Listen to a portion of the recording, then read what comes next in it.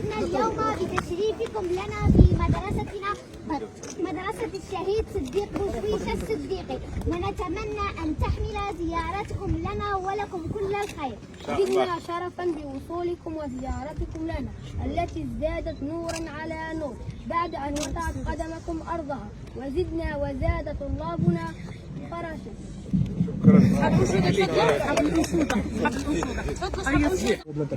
لما انتينا كومبين يلعبوا الولاد كيف بارك الله فيك فيها الغاز فيها كل شيء. لا كاين الخروقات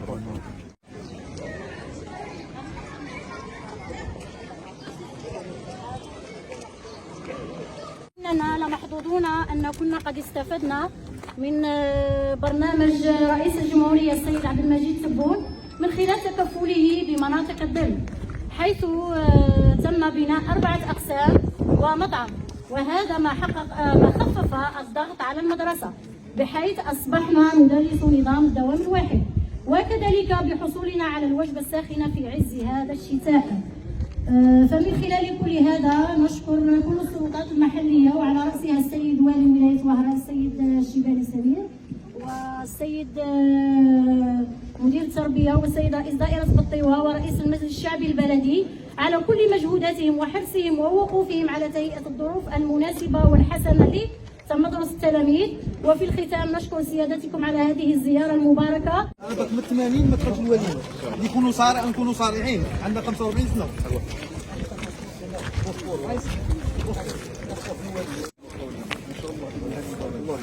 هذا هو اللي يرضينا معك.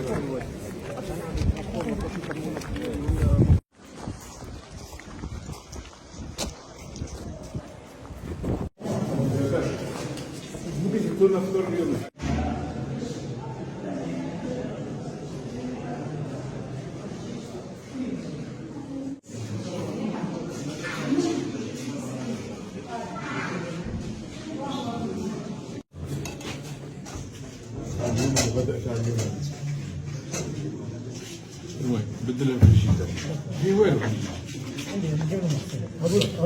ايوه راح المدير غدوه يجي في الشتاء شويه ان شاء الله. والله عندك مشروع برنامج؟ عندنا احنا ماذا بينا نديروا شهور على الفيديو.